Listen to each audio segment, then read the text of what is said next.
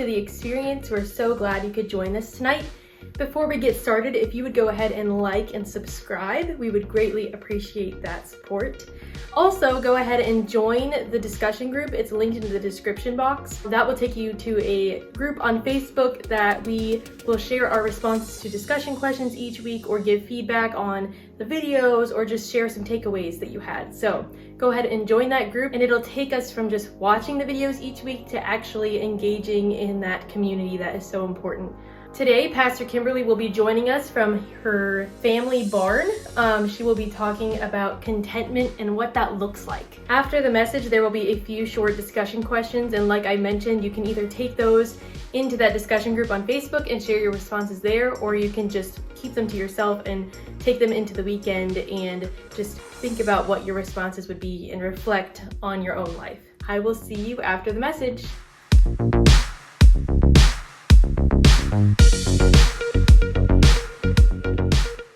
I want to talk with you a little bit about contentment. Contentment. Where do we find, or in what do we find contentment? I'm standing here on the steps of this same 150-year-old bank barn that I've joined you in before. Upstairs is the hay mow where we store all of our square bales and a bunch of other stuff, and we throw them down these steps and we give them to these horses. And I don't know if you can hear them munching in the background, but they are munching on their hay, and they empty those hay tubs, I think, as fast as I fill those hay tubs. And so it's kind of funny to listen to them. They could just stand here and munch all day long on hay. Something that is pretty simple, something that I think we often take for granted because we try to find contentment in hard things, in big things, whether it be money, a fancy car, jobs, big house. We try to find contentment in maybe what other people think of us, how other people perceive us, in trying to entertain ourselves by heading to the movies or going shopping or spending a lot of money on sporting events. And don't get me wrong, I do spend my fair share of money on sporting events as I head to Buckeye games. But I guess the point of that is that really bringing us contentment, or at least long-term contentment? Just like these horses, they will stand here and munch as long as there's hay. And as long as there's hay, they will munch and be really happy.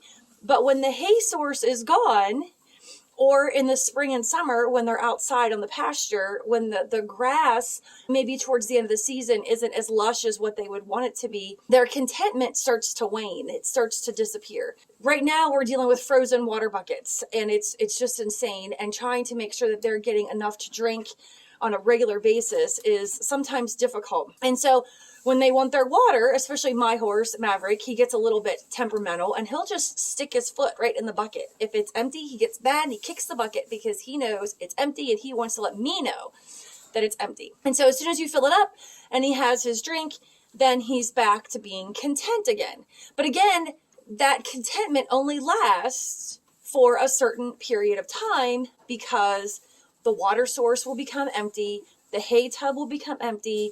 The pasture will start to dry up as we head into the fall and the winter. All of these things are fleeting things. They're short-term things to make us happy. We do the same thing. Driving a fancy car. Okay, that's nice, but eventually the fancy car was going to rust, or it's going to break down, or a problem's going to happen. Going shopping. Okay, but eventually whatever we buy becomes old and it loses its luster. A new outfit eventually is not so new anymore. Money only buys so much stuff. And sometimes the more stuff we have, the more stuff we want. And so we're just constantly on that chase. We're constantly chasing and looking for the next thing to bring us contentment. And so as I was hanging out with the horses today, I'm looking at their stalls thinking they need picked, and that doesn't bring me contentment, but it makes them happy to have clean bedding, just as I'm sure we all like to slide into warm, comfortable bed at night as well. But it makes me also wonder, in our lives in general, what brings us contentment? Where are we going to find contentment? Where are we looking for contentment? Are we trying to find contentment in stuff, or are we trying to find contentment in relationships? Paige's horse in particular, Pride, standing over in the corner, who you can't see right now, but I'll try to get you a clip of him here in a second. He loves Paige. He adores her. he's okay with the rest of us. He tolerates the rest of us, but honestly, he really has a bond with her. They have a relationship.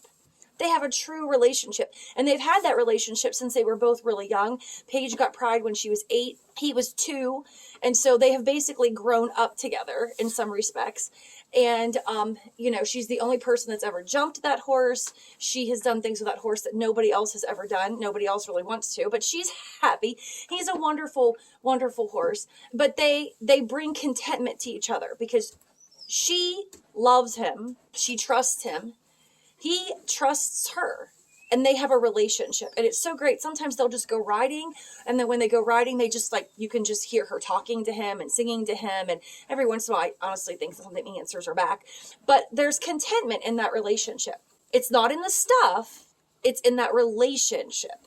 And so are we finding contentment in relationships? Or are we finding contentment in stuff? And so I think that's something we really need to ask ourselves. We really need to put that question out there as we ponder. And especially right now in the middle of the winter, it's hard because we're not outside necessarily feeling the sunshine all the time. And we just kind of get in that rut, in that funk. And so we need things to bring us contentment.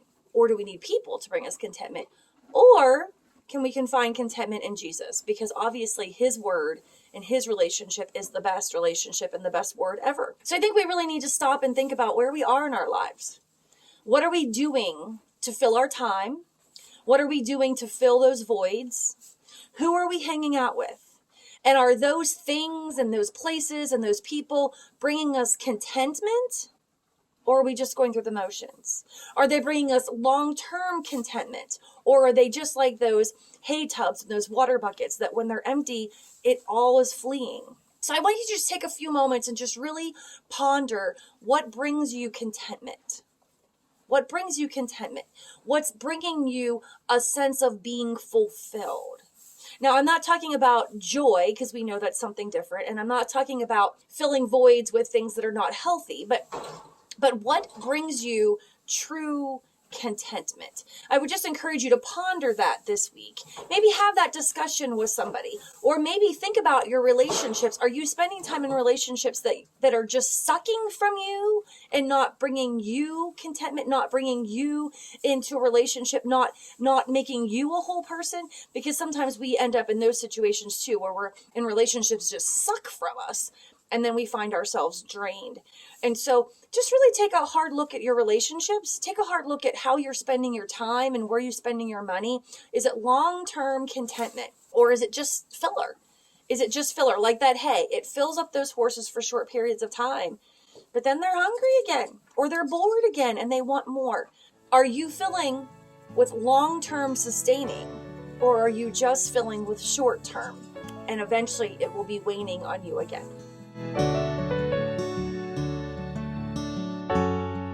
You're the resurrection that we've waited for.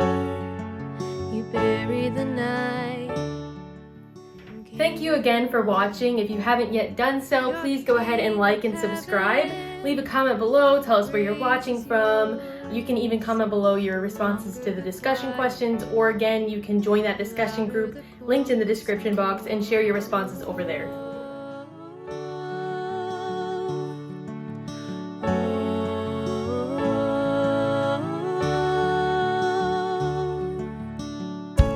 We will sing a new song, 'cause death is dead.